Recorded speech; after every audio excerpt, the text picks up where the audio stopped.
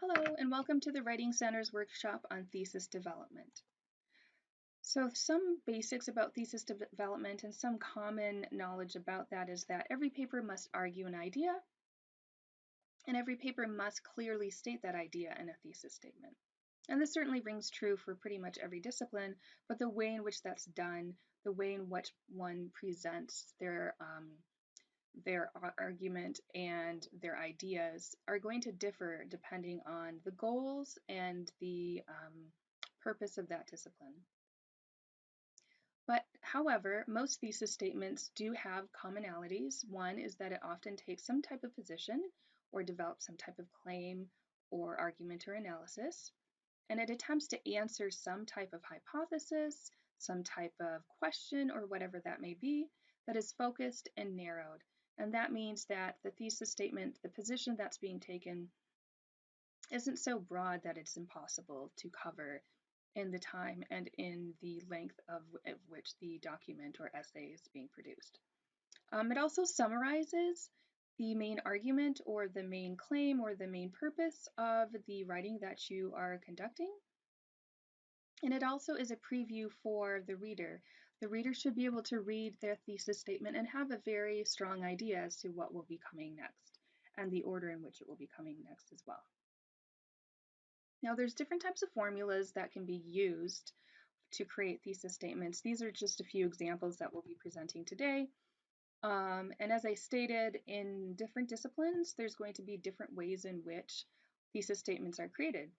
In the English and Humanities discipline, there's often an attempt to argue, to analyze that type of stance when it comes to the thesis statement. And so you'll see in this English thesis formula, there's definitely the verb about argue, presenting evidence of a particular type of analysis, the type of analysis that's being conducted, close analysis of particular themes or concepts or whatever it may be, and how that analysis creates a particular focus or highlights particular things, and often looks at the strength of the text that's being analyzed or examined and so forth. Now, this is a great formula, but sometimes it's hard to see or consider what you would place into these little placeholders within this formula. So it's always nice to see an example of that. So an example of a English thesis statement might look like this. And so what's highlighted in yellow are where those blank placeholders were. And so I know that you can read this, but we'll just read it together. The essay will argue that the author Jane Doe has evidence of ethos, logos, and pathos, presenting analysis of labor laws for a strong discussion of inherent gendered biases of women within the workforce. A close analysis of Doe's use of logos and pathos specifically shows that her rhetorical arguments present necessary factual evidence which is tied to the cultural and emotional impacts of gendered workforce biases. An analysis that focuses upon the use of logos and pathos in Doe's essay highlights her use of rhetorical arguments to establish the existence of gendered biases in the workforce. The strength of the author's argument results in the combination of logos, ethos, and pathos. So you can see that there's a strong focus of an argument of a particular rhetorical use of argument in a text, an analysis of that use, the results of that use, and whether or not the results are effective or not. And this is pretty typical for an English or humanities-based thesis statement and essay in general. Now, when we move on to history, history is a little bit different in that it often doesn't start off with a very strong argument per se, but rather wants to look at the progression of historical events or wants to look at kind of themes or correlations or connections between events, speeches, and so forth, in order to then argue that something has happened, that these historical events have impacted us in a particular way, right? And so it's a little bit flipped in that way. And so you'll see here that, if you were to look at a well-known speech, you might talk about this speech has historical significance, and so see, we're not really saying much about an argument per se, but we're trying to frame this around an exploration. And then, of course, analysis of that speech. And the analysis focuses, so again, remembering this really clear focus, that should be in your thesis statement. And then results that then could then lead us to looking at arguing for or further examination of the impacts of this. And so again, an example of this with the placeholders being in yellow would be something like this. The speech, "The world has to fight gendered inequality together," has historical significance of the ongoing gender inequality of women throughout the world. A close analysis of the author's framework of peace as a framework for the universal need for gender equality shows that gender inequality results in lowered economical justice, growth, and discrimination. An analysis of that an analysis that focuses upon the connection of gender inequality to slavery and racism highlights the devastating and unethical results of gender inequality. The speech, "The world has to fight gender inequality together," is a result of the combination of historical, ethical, and human rights arguments. And so you'll see at the very end there, then we start to get into, the historical discussion and examination of gender inequality and how it can be connected to economical justice and discrimination, and then therefore what that might be that we could argue or try to look at further. Now in the STEM fields, it's a little bit different. It tends to be even a little bit more formulaic, if that makes sense. And it typically really wants to hone in on very specific information. And this is typically because in the STEM fields, the way that STEM fields write have very specific formulas for their essays and for their articles in general. And they typically have very specific categories that follow in a very specific order. And so the thesis statement actually mirrors that order of the article or the essay. And so in thesis statements, as well as in the essay or article, the way that information is presented is in this framework. First, they will present to you, what is this research going to be looking at very specifically? And then they'll move into, well, why is this research of importance? Why should this matter? Next, they'll move into, how was this research conducted? And then they'll move into, what were the findings from conducting the research in this particular way with this particular impact on this particular topic, right?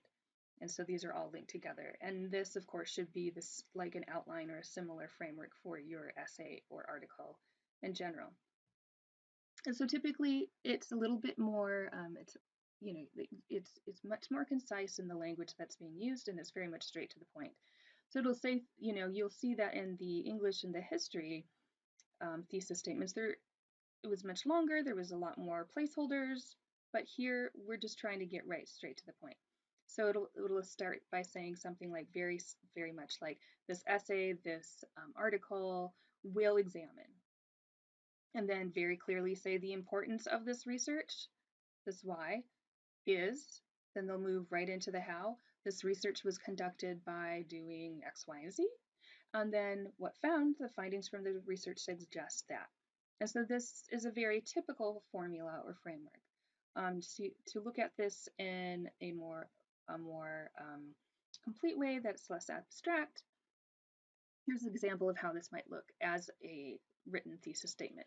So this essay will examine the impact of gender inequality in assessment and funding in NSF grant applications. Here's your what. Next, why. The importance of this research to the field is the potential impacts of gendered assessment resulting in strong and important research being discounted because of gendered biases. All right, so how? This research was conducted by analysis of funded and non-funded NSF grants in 2019. Analysis used the NSF assessment rubric to grade NSF grants that were funded and not funded. Here's our how. What found?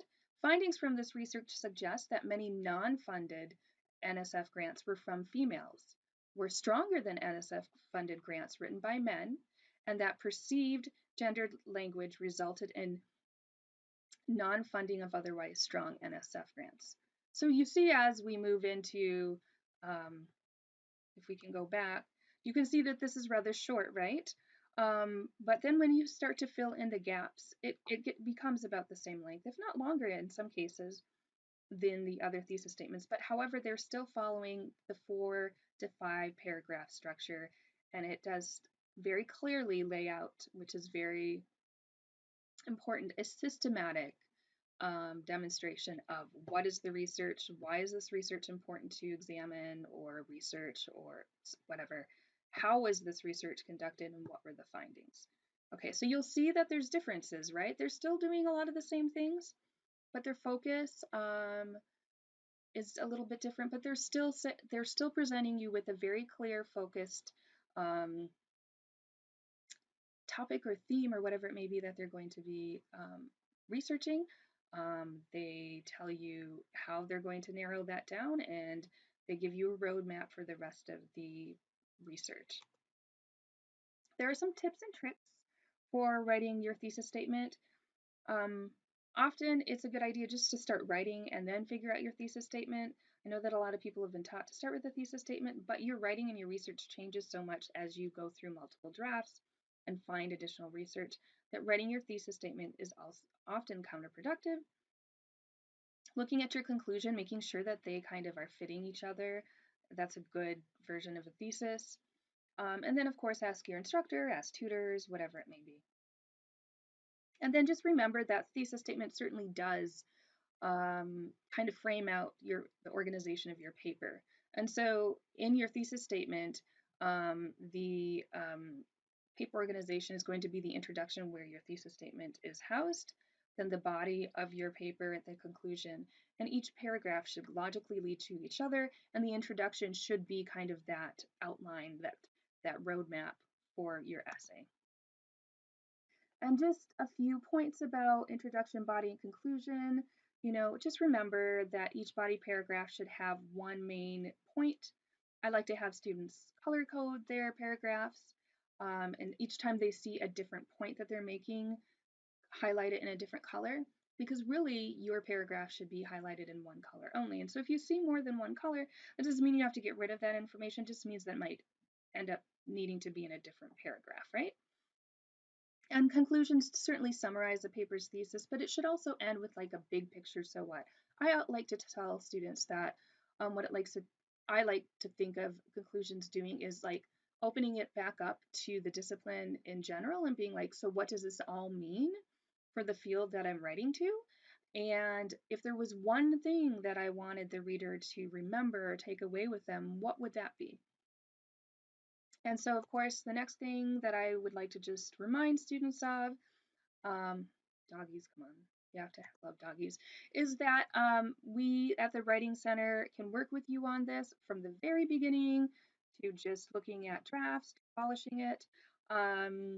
Right now, these are our typical hours, but each semester you'll want to check on our website just to make sure that we may not extended some of the hours, specifically online hours and so forth.